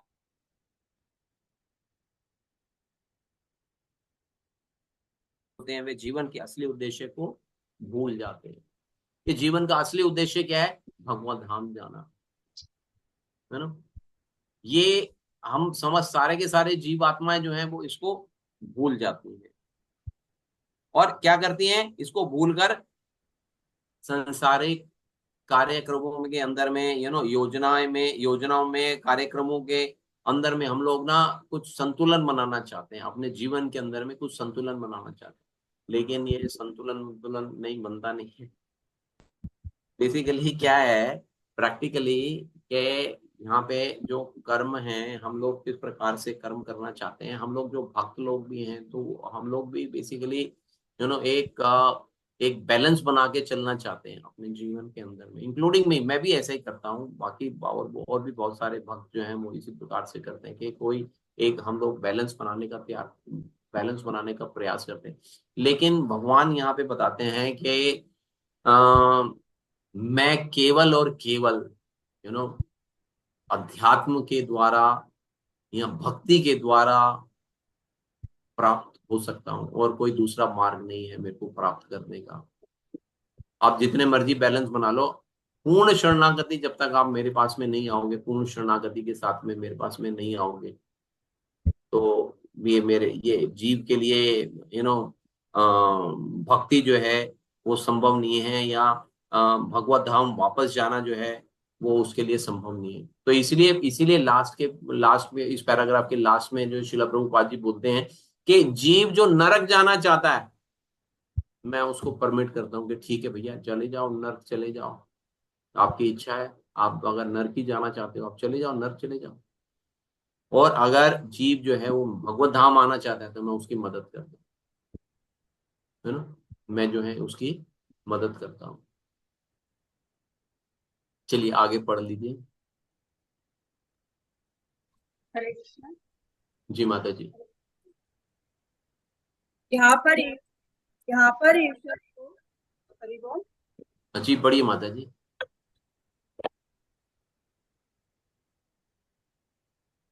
हरे कृष्णा। जी यहाँ पढ़िए। पर ईश्वर को परिभू अर्थात सबसे बड़े कहे गए हैं। कोई भी उनसे खड़ा या उनके बराबर नहीं है। अन्य जीवों को भिक्षुक के रूप में बताया गया है जो भगवान से वस्तुओं की भीख मांगते हैं। भगवान जीवों को उनकी इच्छित वस्तुएं प्रदान करते हैं। जीव यदि शक्ति में भगवान के समान होते अथवा यदि वे सर्वशक्तिमान तथा सर्वज्ञ होते तो भगवान के समक्ष याचना करने का, यहाँ तक कि तथाकथित मुक्ति मांगने का भी प्रश्न न उठता। वास्तविक मुक्ति का अर्थ है भगवत धाम को वापस जाना। निर्विशेषवादी द्वारा परिकल्पित मुक्ति मात्र कपोल कल्पना है और इंद्रिय तृप्ति के लिए याचना तो तब तक चलती रहेगी जब तक याचक को अपनी आध्यात्मिक तथा वैधानिक स्थिति की अनुभूति न हो जाए। थैंक केवल यू माता जी, थैंक यू माता जी। अभी यहीं तक पढ़ेंगे माता जी इसको। अब बताया गया है कि यहाँ पे अभी तक हमने पढ़ लिया कि भगवान सर्वशक्तिमान है, यू नो, और भगवान जो हैं वो सब कुछ प्रदान कर सकते हैं हमारे को। तो यहाँ पे अब परिभू जो शब्द है सबसे बड़ा, यहाँ पे उसकी डिटेलिंग जो है ना वो श्रील प्रभुपाद जी हमारे को बता रहे हैं कि भगवान से बड़ा और कोई भी या उनके बराबर कोई भी नहीं। कई दफा हम लोग जीव आत्माएं जो हैं कई दफा बोलते हैं ना, कई लोग बोलते हैं कि मैं भगवान हूँ, मैं भगवान हूँ, मेरे पास सब कुछ है, मैंने सब कुछ पा लिया है, या मैं सब कुछ दे सकता हूँ, या मैं कुछ कर सकता हूँ। तो यहाँ पे बता रहे हैं कि अगर आप अपने आप को भगवान समझते हो तो आ, भगवान अगर आपने आपको आप समझते हो तो आप सारी इच्छाएं पूर्ण करो। फॉर एग्जाम्पल जैसे कोई व्यक्ति बोलता है कि मैं भगवान हूँ, ठीक है, और उसके दांत में दर्द है तो दांत में दर्द है तो भगवान है तो अपना दर्द अपने आप ठीक कर ले भाई। कई ऐसे लोग हैं जो अपने आप को भगवान घोषित कर देते हैं लेकिन बीमार पड़ जाते हैं और अपने आप को ठीक नहीं कर पाते। अगर आपके अंदर में इतनी शक्ति है, अगर आप अपने आप को भगवान बोल रहे हो तो अपने आप को क्योर कर लो ना। पहली बात तो आप बीमारी क्यों पड़ पा रहे हो, क्योर क्यों नहीं कर लेते हो, अपने आप को ठीक क्यों नहीं कर लेते हो अगर आप भगवान हो। मर क्यों जाते हो अगर आप भगवान हो तो, जीवित रहो। तो यहाँ पे बताया गया कि भगवान जो है वो सबसे बड़े हैं। हम भगवान के पास जाके मांगते हैं, हम लोग यहाँ पे बताया गया ना कि भगवान से वस्तुओं की भीख मांगते हैं। अगर हम अगर इतने ही सेल्फ सफिशिएंट हैं अपने आप में तो हमारे को भगवान के पास फिर जाने की जरूरत क्या पड़ती है, क्योंकि हम इतने बड़े नहीं हैं। तो हमारे को भगवान की हर स्थिति में, हर जगह पे हमारे को भगवान की जो आवश्यकता जो है वो रहती ही है। अब यहाँ पे मुक्ति का अर्थ बताया गया कि वास्तविक मुक्ति का अर्थ है भगवत धाम को वापस जाना। श्रील प्रभुपाद कह रहे हैं कि वास्तविक मुक्ति है कि हम भगवत धाम वापस चले जाएं। निर्विशेषवादी द्वारा परिकल्पित मुक्ति को कपोल मुक्ति मात्र कपोल कल्पना है और इंद्रिय तृप्ति के लिए याचना तो तब तक चलती रहेगी जब तक याचक को अपनी आध्यात्मिक तथा वैधानिक स्थिति की अनुभूति ना हो जाए। देखिए ये यहाँ पे जो लास्ट के अंदर में श्रील प्रभुपाद जी ने जो लाइन लिखी है कि इंद्रिय तृप्ति के लिए याचना तो तब तक चलती रहेगी जब तक याचक को अपनी आध्यात्मिक तथा वैधानिक स्थिति की अनुभूति ना हो जाए। अनुभूति ना हो जाए मीन्स आत्म साक्षात्कार ना हो जाए। जब तक जीव के अंदर में ये कामना या ये विचारधारा जब तक जब तक ये जागृति नहीं आएगी जीव के अंदर में कि मेरा असली स्वरूप क्या है, मेरे जीवन का उद्देश्य क्या है, मेरे को करना क्या है, तब तक जीव जो है वो केवल और केवल अपनी इच्छाओं की पूर्ति के लिए या अपनी इच्छाओं की मांग जो है वो भगवान से सदैव करता रहेगा और भगवान देते रहेंगे। भगवान को कोई प्रॉब्लम नहीं है, भगवान देते रहेंगे, भगवान को कोई भी समस्या नहीं है। भगवान बोलते हैं कि ले लो आपको जो चाहिए, लेकिन उसके साथ साथ भगवान ने हमारे को गुरु साधु शास्त्र भी दिया हुआ है आत्म अनुभूति करने के लिए, ये अनुभूति करने के लिए, आत्म साक्षात्कार के लिए। ये जागृति जो है ये हमारे को ये अनुभूति हमारे को अपने अंदर से लेके आनी पड़ेगी। ये हमारे को देखिए अब अपने कार्यकलापों के लिए हम रिस्पॉन्सिबल हैं। अगर हम ये सोचें कि मेरा गुरु रिस्पॉन्सिबल है या कोई अन्य व्यक्ति जो है वो रिस्पॉन्सिबल है या मैं किसी को पकड़ लूंगा तो मैं पार हो जाऊंगा, नहीं। क्यों हमने कई दफा एग्जाम्पल देते हैं ना कि जैसे सब लोग हवाई जहाज जैसे चला रहे होते हैं, सब लोग अपना अपना जैसे हवाई जहाज चला रहे हैं, तो जब हवाई जहाज चला रहा है उसके अंदर में कोई प्रॉब्लम आएगी तो मैं ही रिस्पॉन्सिबल हूँ उसके अंदर। तो ऐसे ही जो हमारे को ये शरीर मिला हुआ है, ये भगवान ने दिया हुआ है, ये अनुभूति प्रदान करने के लिए किया हुआ है, दिया हुआ, इसका इसका अच्छा उपयोग करूंगा या बुरा उपयोग करूंगा, ये मेरे पे निर्भर करता है, ये मेरे गुरु पे निर्भर नहीं करता है। गुरु तो हमारे को केवल मार्ग दे सकता है, गुरु हमारे को इंस्ट्रक्शंस दे सकता है। उन इंस्ट्रक्शंस को हम अपने लाइफ के अंदर में पालन करके अपने जीवन को परिवर्तित करेंगे या नहीं करेंगे, वो मात्र मुझ पे निर्भर करता है, वो मेरे कर्मों पे निर्भर करता है, यो मैं कितना कर्मठ हूं, ये चीज उसके ऊपर निर्भर करती है। तो ये यहाँ पे आध्यात्मिक और वैधानिक स्थिति, आध्यात्मिक और वैधानिक स्थिति की अनुभूति जब तक नहीं होगी, मीन्स हमारे को अपने अंदर में हमारे को समझना होगा कि मेरे अंदर में अंदर वाला जो आध्यात्मिक पार्ट है, जो अभी तक विस्मृति है, विस्मृति के कारण बाहर नहीं आ पा रहा है पूरा का पूरा, उसको मेरे को बाहर निकालना पड़ेगा। तो इसके लिए क्या क्या चीज की आवश्यकता है? इसके लिए शुद्धि की आवश्यकता है, प्योरिटी की आवश्यकता है। तो प्योरिटी का प्रयास करना पड़ेगा। जब हम धीरे धीरे भगवान के भक्ति करेंगे तो हमारे अंदर में ग्रेजुअल वे के अंदर में प्योरिटी आएगी। लेकिन जीव के अंदर, जीव को उसके मन में या उसकी बुद्धि में ये चीज, ये धारणा बिल्कुल क्लियर रहनी चाहिए कि जब तक मेरे अंदर में शुद्धि नहीं आएगी या मेरा शुद्धिकरण नहीं होएगा, मेरे को आध्यात्मिक अनुभूति नहीं हो सकती। भले आपको अनुभूति नहीं हो पा रही है, अगर आपके मन के अंदर में ये विचार निश्चित कर लिया गया है, अगर आपने अपने मन के अंदर में ये विचार निश्चित कर लिया कि इसका प्रोसेस ये है, if we know the process and we are following the process, then definitely we will achieve it, may be sooner और लेटर। किसी को कोई जल्दी जल्दी कर सकता है, किसी को देर, लेकिन माइंड के अंदर में कॉन्सेप्ट अगर क्लियर हो गया कि yes this is the only path, this is the only path. और शिला प्रभुपाद जी ने हमारे को बहुत सुंदर पाथ दिया है यहाँ पे कृष्णा कॉन्शियसनेस का, इस इस्कॉन के अंदर में। He has given us the Srila Prabhupada has given us each and everything. उन्होंने कोई ऐसी चीज नहीं है जो हमारे लिए छोड़ दी हो, कुछ भी नहीं छोड़ा हुआ। He has given us each and everything. He has given all the instructions. अब उन इंस्ट्रक्शंस को हम अपने जीवन में फॉलो करके उसको कार्यान्वित करते हैं या नहीं करते, that is up to us only. Yes, next.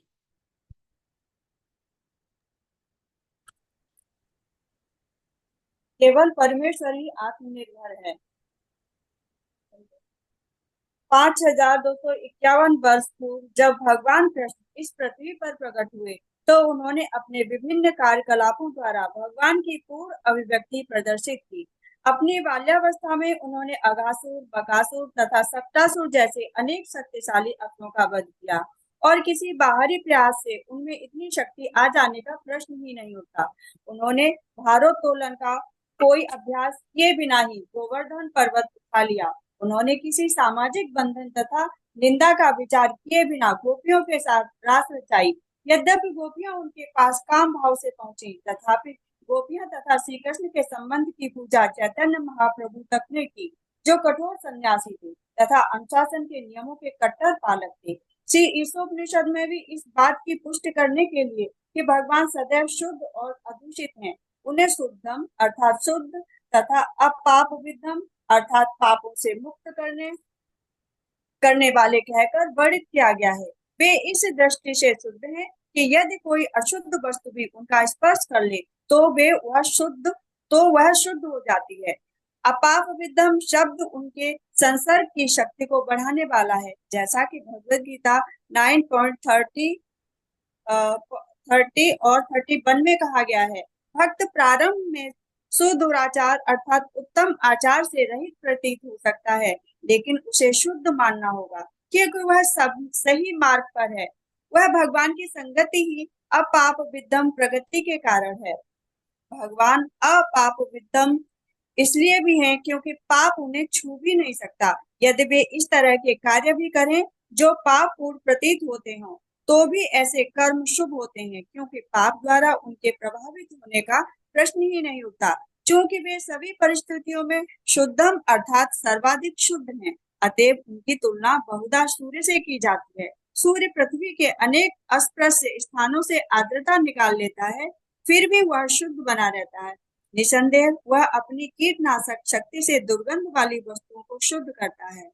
यदि सूर्य, जो कि भौतिक वस्तु है, इतना शक्तिमान हो सकता है, तो हम सर्वशक्तिमान भगवान की शुद्ध करने की शक्ति की कल्पना भी नहीं कर सकते। श्री प्रभुपाद जी। थैंक यू माता जी। तो यहाँ पे जो भगवान के यहाँ पे जो वर्ड आया था इनिशियली, स्वयंभू मीन्स आत्मनिर्भर है। भगवान जो है, वी आर नॉट आत्मनिर्भर, we are not self sufficient, हम लोग आत्मनिर्भर नहीं है। हमारे को कोई ना किसी से हम किसी ना किसी पे निर्भर करते हैं सदैव। लेकिन यहाँ पे भगवान के लिए क्या शब्द किया है, स्वयंभू, कि भगवान जो है वो आत्मनिर्भर है। और फिर दूसरा वर्ड क्या यहाँ पे यूज कर रहे हैं, शुद्धम, कि भगवान जो है वो शुद्ध है एकदम, उनसे शुद्ध कुछ भी नहीं है। कि जितने भी मतलब, और क्या है कि अपाप विद्धम, अपाप विद्धम, कि पाप से रहित है। जो भगवान जो है वो पाप से रहित हैं।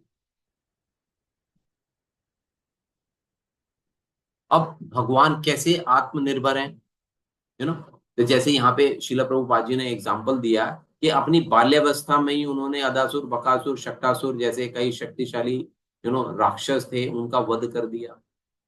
तो छोटी सी उम्र के, छोटी सी एज में ही उन्होंने गोवर्धन पर्वत उठा लिया। उन्होंने कोई रेसलिंग नहीं करी, कोई बॉडी बिल्डिंग नहीं करी, और एक अपनी छोटी उंगली पे 7 दिन तक लगातार जो है वो गोवर्धन पर्वत को उठाए रखा यहाँ पे।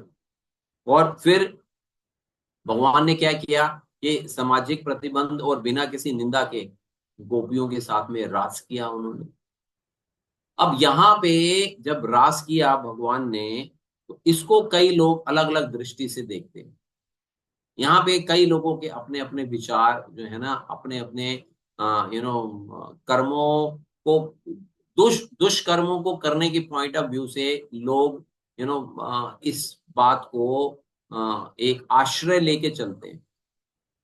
लेकिन अगर अगर ऐसी कोई अगर बात होती, तो यहाँ पे श्रील प्रभुपाद बता रहे हैं कि उन्होंने चैतन्य महाप्रभु का यहाँ पे एग्जाम्पल दिया कि चैतन्य महाप्रभु जो हैं उन्होंने इस चीज को एक्सेप्ट किया, उन्होंने एक्सेप्ट किया।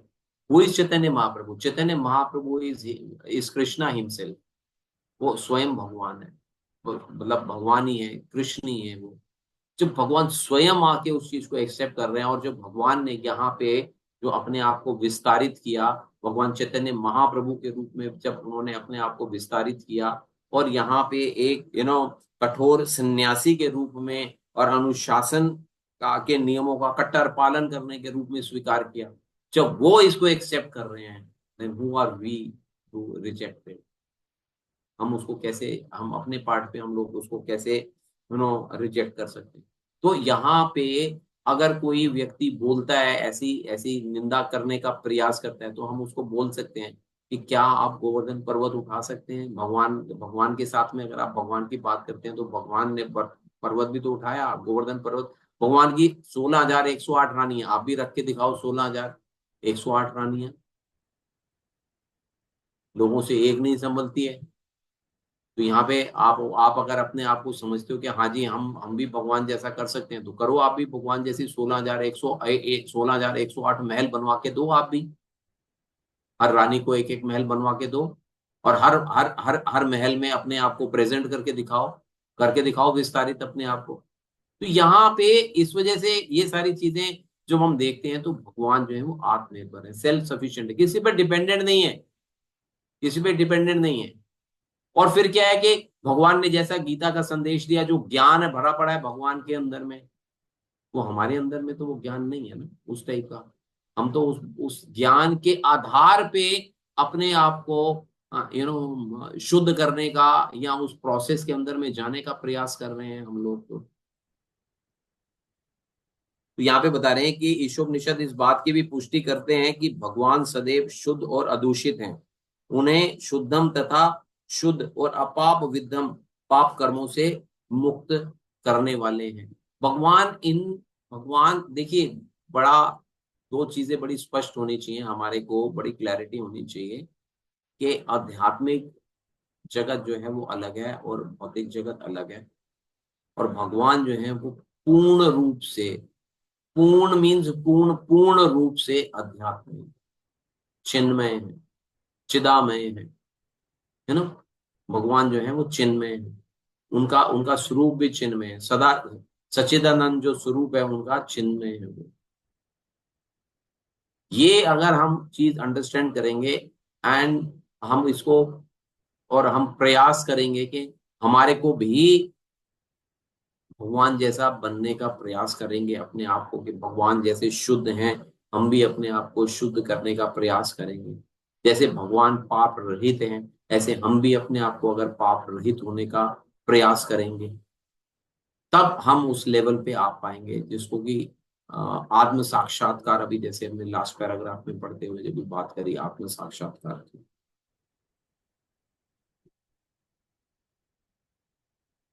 यहाँ पे बताते हैं कि भगवत गीता 30:31 में कहा गया है कि भक्त प्रारंभ में सुदुराचार अर्थात उत्तम आचार से रहित प्रतीक हो सकता है, लेकिन उसे शुद्ध मानना होगा, यही सही मार्ग है।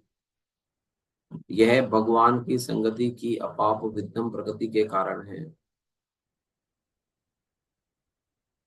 अब कई दफा भगवान को बोलते हैं कि भगवान पाप कर्म किया, कि अर्जुन युद्ध नहीं करना चाहता था लेकिन भगवान ने अर्जुन को युद्ध कराया, है ना। ऐसा बोला जाता है कि भगवान ने अर्जुन को युद्ध कराया।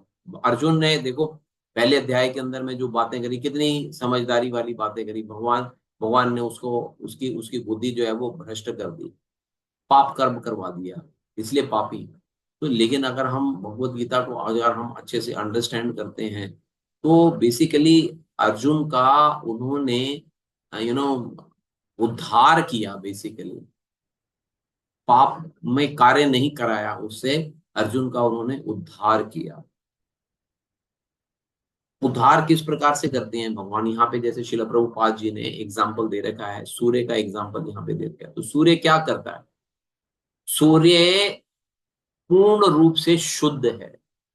अब उस शुद्ध के टच में कोई अगर अशुद्ध चीज भी अगर आ जाती है, यू नो, उसके टच में अगर कोई अशुद्ध चीज भी आ जाती है तो वो भी शुद्ध हो जाती है। जैसे यहाँ पे कोई एग्जांपल देते हैं कि जैसे हम किसी कूड़ेदान के, फॉर एग्जांपल जैसे हम कूड़ेदान के आगे से निकलते हैं कई दफा, या किसी गंदे स्थान से निकलते हैं तो जहां पे दुर्गंध है इनिशियली, तो कुछ समय के बाद जब हम वहां से निकलते हैं तो वो दुर्गंध नहीं होती है, लेकिन वो वैसा का वैसा ही अभी भी पड़ा हो। तो वो जो दुर्गंध है वो सूर्य की किरणों से समाप्त हो गई, और वो एटमॉस्फेयर जो है वो क्लीन हो गया, वहां का सारा सारा एटमॉस्फेयर जो क्लीन हो गया। तो ऐसे ही भगवान जो है ना, हम समस्त जीव वैसे ही हैं। बेसिकली हम कूड़ेदान, जैसे कूड़ेदान के अंदर में स्मेल आ रही है, तो वो वाली जो स्थिति है वो हम लोगों की वैसी ही स्थिति है। तो और जब हम सूर्य की किरणों में कोई वो चीज सूर्य की किरणों में आती है, मीन्स भगवान के आश्रय में जब हम जाते हैं तो सारी चीजें हमारी क्लियर हो जाती है, तो हम भी जो है शुद्ध हो जाते हैं। जैसे कि ध्रुव महाराज, जैसे भगवान का जब वो देखते हैं भगवान को, तो उनके मुख, वो भगवान को ग्लोरीफाई करना चाहते हैं लेकिन उनके मुख से कुछ नहीं निकलता। लेकिन जैसे ही भगवान उनके सर के ऊपर जरा सा छोटा सा शंख जो है वो टच करते हैं केवल, तो उसके अंदर में ज्ञान आ जाता है, ध्रुव महाराज के अंदर में ज्ञान आ जाता है। फिर वो टक टक करके ना बहुत सारे भगवान को ग्लोरीफाई करना जो है वो प्रारंभ कर देते हैं। तो ऐसे ही हमारी भी स्थिति है इस समय। तो जैसे सूर्य की किरणें विश्व किसी गंदगी को जो है वो स्वच्छ कर देती हैं, तो ऐसे ही जब हम भगवान के आश्रय में आ जाएंगे, जैसे ही हम भगवान के आश्रय में आएंगे तो हमारे अंदर में भी जो भी जो त्रुटियां हैं वो त्रुटियां जो है वो समाप्त हो जाएंगी, क्योंकि भगवान जो है वो रोग निवारक हैं। यहाँ पे जो अपाप विद्धम आया है शब्द, अपाप विद्धम का अर्थ हुआ रोग निवारक है, रोग निरोगी हैं भगवान। बेसिकली क्या हमारे अंदर में जितने भी प्रकार के जो भी रोग हैं उनका निवारण कर देंगे भगवान। तो जैसे कि होता है ना, यहाँ पे बताया शुद्धम, रोगाणु नाशक। तो जैसे हमारे को कोई चीज हो जाती, जैसे हमारे को कोई चोट लग जाती है, तो हम उसमें कोई एंटीसेप्टिक क्रीम जो है वो हम उसके ऊपर लगा देते हैं, हम उसके ऊपर कोई एंटीसेप्टिक क्रीम लगा देते हैं, ताकि वो जो हमारा घाव है ना वो तुरंत भर जाए, वो हमारा घाव जो है वो तुरंत जो है वो भर जाए। तो ये हो गया शुद्धम। वो हमारे को बेसिकली उसको भर देते हैं, उस रोगाणु को या उस रोग को जो है हम जब हम वो एंटीसेप्टिक क्रीम को अगर हम लगाते हैं, तो हमारा रोग जो वो जो घाव है, हमारा घाव जो है वो भर जाता है। तो इसी प्रकार से हमारे अंदर में जो जो घाव बने पड़े हैं, जो इतने हमने अब तक हमने जो भी कर्म किए हैं, दूषित कर्म किए हैं, वो सारे के सारे दूषित कर्म जब हम भगवान की शरण में आते हैं तो वो शुद्धम की तरफ चले जाते हैं। और फिर क्या बता रहे हैं, अपाप विद्धम, के रोग निवारक है। कि जैसे कि जैसे कोरोना के लिए हम सब लोगों ने वो लगाई, अपना इंजेक्शंस लगवाया था, हम सब लोगों ने एडवांस में ही उससे बचने के लिए। तो यहाँ पे भगवान को अपाप विद्धम बताया गया। ये पाप विद्धम क्या मतलब, हमारे को पाप के पास में जाने ही नहीं देते। उससे पहले ही अगर हम शुद्धम या रोग उसको अगर हम पहले से ही उसकी शरण में चले जाएंगे, तो वो उससे भी हम वो एंटी भगवान जो है वो एज एन एंटीसेप्टिक भी काम करेंगे, और एज एन क्या बोल देंगे उसको, जो हमने इंजेक्शन लगाया था, क्या बोलते हैं उसको, एक, वैक्सीन। हाँ वैक्सीन, वैक्सीन लगाई ना हमने, तो वैक्सीन बेसिकली क्या है कि प्रोटेक्ट करने के लिए हमारे को, वो रोग हमारे को आ ना जाए, उसके लिए हमने प्रोटेक्शन के लिए हमने वैक्सीन लगा ली। तो ऐसे ही तो अपने अपने आप को उस बीमारी से बचाने के लिए, उस रोग से बचाने के लिए हमने हमने एक एंटीसेप्टिक भी लगा लिया है, और एक वैक्सीन भी ले ली है। तो अगर हम ये सारी चीजें कर लेते हैं, तो हम भी एक जो शुद्धम वाली जो अवस्था है, अपाप विद्धम वाली जो अवस्था है, हम भी उसको प्राप्त कर सकते हैं। तो बेसिकली इस मंत्र के अंदर में जो हमारे को एक्सप्लेनेशन करके शिला प्रभुपाद जी और रूप गोस्वामी जो है वो हमारे को यही क्लियर करना चाहते हैं कि हम भगवान को देखने का जो हमारा दृष्टिकोण है, वो दृष्टिकोण जो है वो किस प्रकार का हमारा होना चाहिए, और भगवान की यहाँ पे गुणों को व्याख्यान किया गया है। भगवान के गुणों का व्याख्यान किया गया। भगवान के गुणों का व्याख्यान इस प्रकार से शिला प्रभुपाद जी ने, सॉरी, इस शिला प्रभुपाद जी ने इस प्रकार से हमारे को किया कि हमारे अंदर में एक जागृति लाने का प्रयास किया। हमारे अंदर में एक जागृति आ जाए, या हम भी इन गुणों को इन गुणों को अपने अंदर में बनाने का प्रयास कर सकें। और जो पाप कर्म हैं या अपने जो कर्म हैं, उनको हम किस प्रकार से शुद्ध कर सकते हैं भगवान की शरण में आके, उसके विषय में इसमें चर्चा बेसिकली। अब इससे रिलेटेड अगर आपका कोई प्रश्न है तो आप पूछ सकते हो।